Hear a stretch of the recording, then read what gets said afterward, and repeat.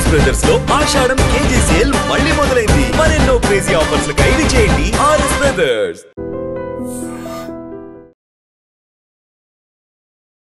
నమస్తే, welcome to I dream talking point with కవిత.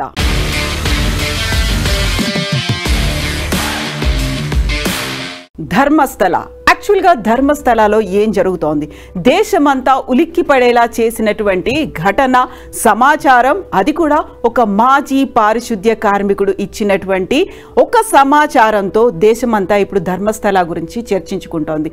యాక్చువల్గా అక్కడ జరిగినటువంటి అసహజమైనటువంటి మరణాలు, మహిళలు, మైనర్లు, బాలికల మృతదేహాల్ని నేను స్వయంగా నా చేతులతో ఖననం చేశాను, దహనం చేశాను. ఎవరికీ కనిపించకుండా ఉండడానికి కొన్ని మృతదేహాలను నేత్రావతి నదిలో కూడా వదిలిపెట్టాను. వెస్టర్న్ ఘాట్లో పశ్చిమ కనువల్లో నెలకొని ఉన్నటువంటి ఈ ధర్మస్థల పుణ్యక్షేత్రంలో ఆ పరిసర ప్రాంతాల్లో ఇలాంటి అసహజ మరణాలు సంభవించాయి. ఒక మిస్టీరియస్ డెత్స్, మాస్ బరియల్ జరిగింది అనేటువంటి వార్త దేశవ్యాప్తంగా సంచలనం అయితే కలిగించింది. కర్ణాటక రాష్ట్ర ప్రభుత్వం స్పెషల్ ఇన్వెస్టిగేషన్ టీంని ఏర్పాటు చేసింది. సిట్ ఇప్పుడు ఆ మాజీ పారిశుద్ధ్య కార్మికుడు చెప్పినటువంటి 13 స్థలాల్లో తవ్వకాలు మొదలుపెట్టింది. యాక్చువల్గా 6వ ప్రాంతంలో తవ్వకాలు జరిపినప్పుడు ఒక అవశేషం అయితే దొరికింది, అస్థి పంజరం దొరికింది. తల లేకుండా, స్కల్ లేకుండా ఉన్నటువంటి ఒక అస్థి పంజరం దొరికింది. అది కూడా మేల్ది అని ఫోరెన్సిక్ నిపుణులైతే అంచనా వేస్తున్నారు. ముందు నుంచి ఎక్స్పెక్ట్ చేసినట్టుగా మహిళలు కాకుండా ఒక పురుషుడి అస్థి పంజరం అయితే భూమికి 2-3 అడుగుల లోతులో తవ్వితే అది బయటపడింది. ఇప్పుడు 9వ ప్రాంతంలో కూడా తవ్వకాలు ఈ రోజు జరుగుతున్నాయి. వరుసగా 5వ రోజు అది కొనసాగుతోంది. ఈ రోజు కూడా కొన్ని ఎముకలు లభించాయని చెప్తున్నప్పటికీ కూడా అఫీషియల్గా అటు ఫోరెన్సిక్ నిపుణులు కావచ్చు, ఇటు సిట్ కావచ్చు, దానికి సంబంధించి అఫీషియల్గా అయితే వెల్లడించలేదు. బట్ అక్కడ ఉద్రిక్తమైనటువంటి వాతావరణం అయితే కొనసాగుతోంది.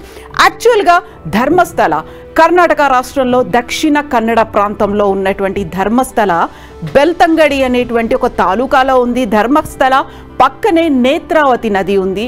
అది కూడా వెస్టర్న్ ఘాట్స్ పశ్చిమ కనుమల్లో నెలకొని ఉన్నటువంటి ధర్మస్థల పుణ్యక్షేత్రం 800 ఏళ్ల క్రితం స్టార్ట్ అయింది. అది కూడా హెగ్గాడే వంశస్థుల కలలో కనిపించినటువంటి మంజునాథుడు తను అక్కడ కొలువై ఉంటాను అని చెప్పడం, అది కూడా మంగళూరులో ఉన్నటువంటి ఒక దేవాలయం నుంచి ఆ విగ్రహం వారి ఇంటి ముందు అక్కడ రాత్రికి రాత్రే వచ్చింది అనేటువంటి ఒక మాట. ఆ హెగ్గాడే కుటుంబ సభ్యులకు సంబంధించి చూస్తే, హెగ్గాడే కుటుంబం అనేది జైన మతానికి చెందినటువంటి ఒక ఫ్యామిలీ.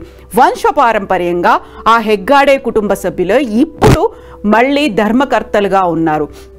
ధర్మస్థల అనేది ఒక టిపికల్గా ఉండేటువంటి ఒక హిస్టరీ. 800 ఏళ్ల క్రితం ధర్మస్థలకి సంబంధించినటువంటి పురాణిక ప్రాశస్త్యం, ఒక చారిత్రక నేపథ్యం అనేది అక్కడ కనిపిస్తోంది. కుల మతాలకు అతీతంగా ఈ దేవాలయం ఉంటుంది. దాదాపు 10,000 మందికి పైగా ప్రతిరోజు భక్తులు ఇక్కడికి వస్తుంటారు.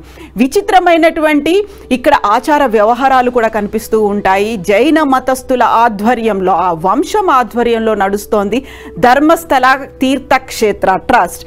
యాక్చువల్గా ఇక్కడ బాహుబలి శిలపై రూపొందించినటువంటి 37 అడుగుల ఎత్తున్నటువంటి గోమటేశ్వరుడు బాహుబలి విగ్రహం అనేది ధర్మస్థలి ఒక కొండ మీద కనిపిస్తుంది. అది జైన మతానికి సంబంధించి. ధర్మస్థల పుణ్యక్షేత్రంలో ఇక్కడ మంజునాథుడు కొలువై ఉన్నాడు.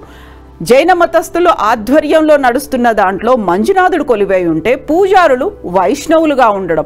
ఇదే ఇక్కడ ధర్మస్థల అంటే ధర్మం అక్కడ సంస్థాపించబడి ఉంటుంది, ధర్మం అక్కడ ఏర్పడుతుంది, ధర్మ పరిపాలన జరుగుతుంది, సుభిక్షంగా ఉంటుంది. అందుకే ధర్మస్థల లేదా ధర్మస్థలం అనేటువంటి ఒక పేరు 800 ఏళ్ల క్రితం అక్కడ వచ్చింది.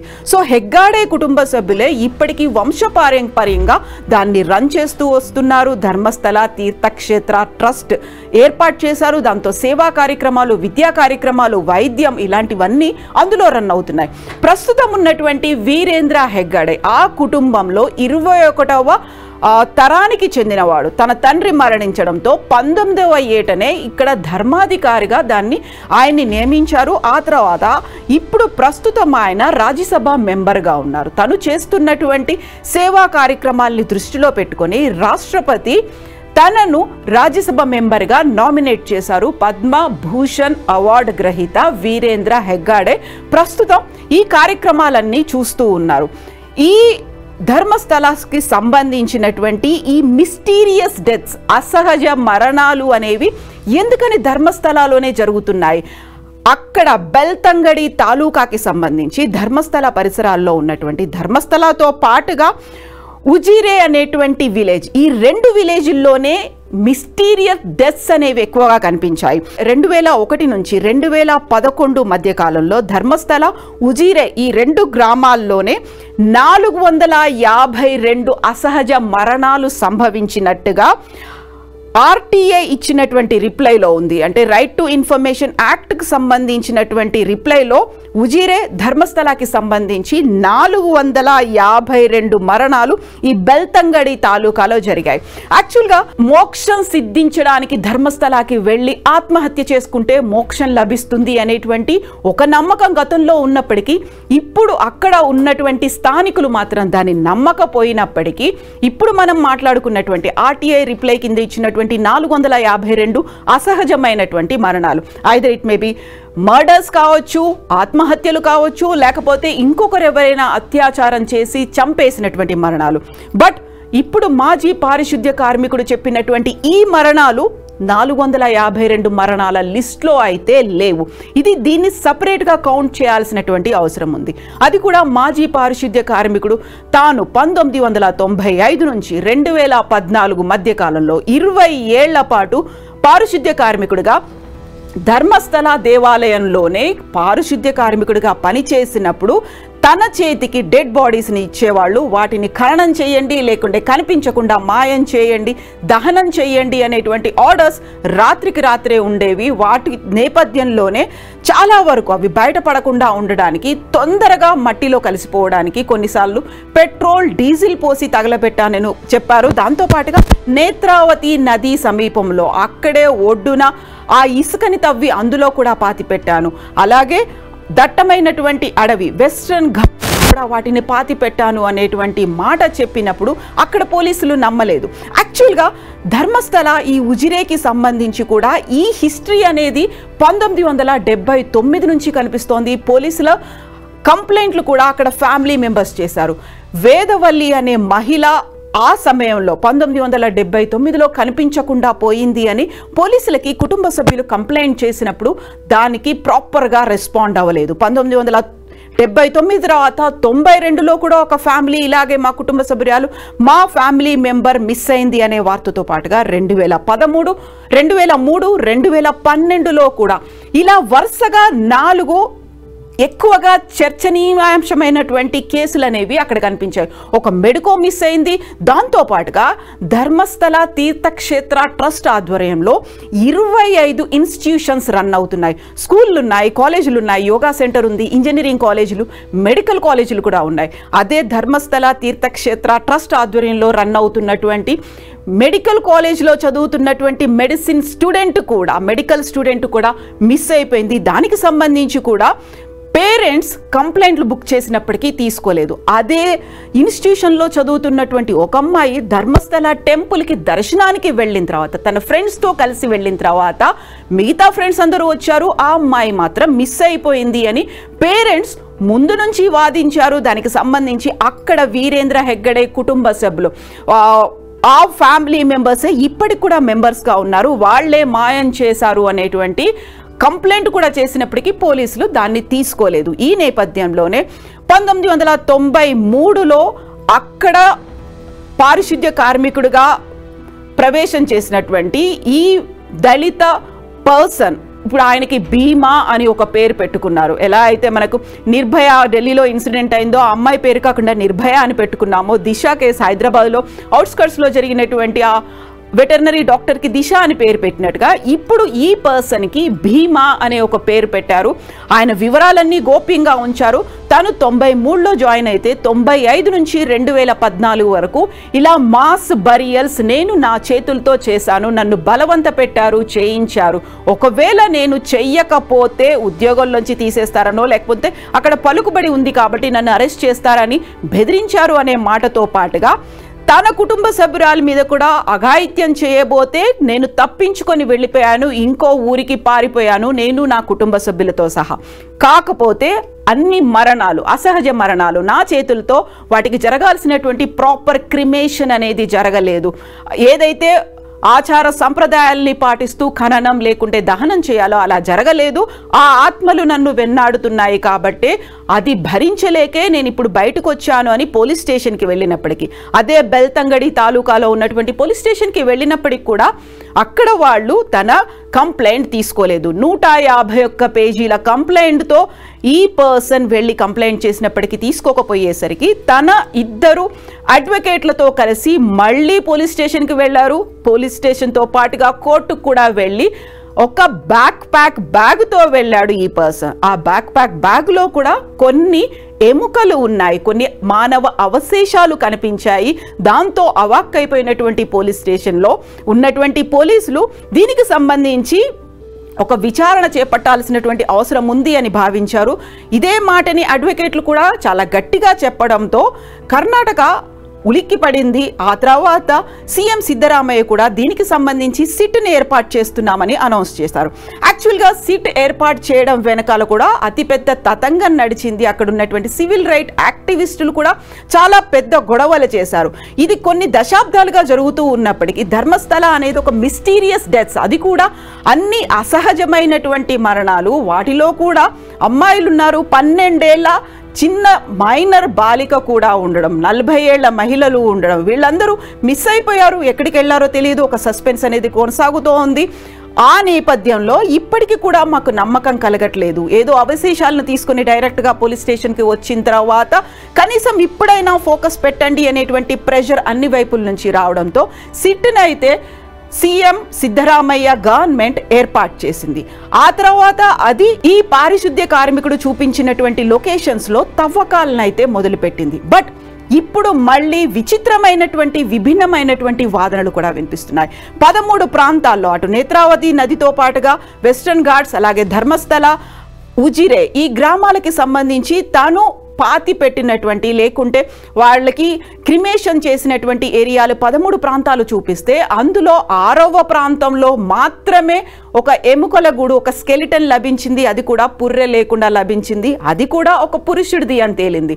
ఈరోజు 9వ ప్రాంతంలో జరుగుతుంటే కొన్ని ఎముకలు దొరికాయి అనే మాట తప్ప మొత్తం దానికి సంబంధించి అధికారికమైనటువంటి ప్రకటన ఇప్పటిదాకా రాలేదు.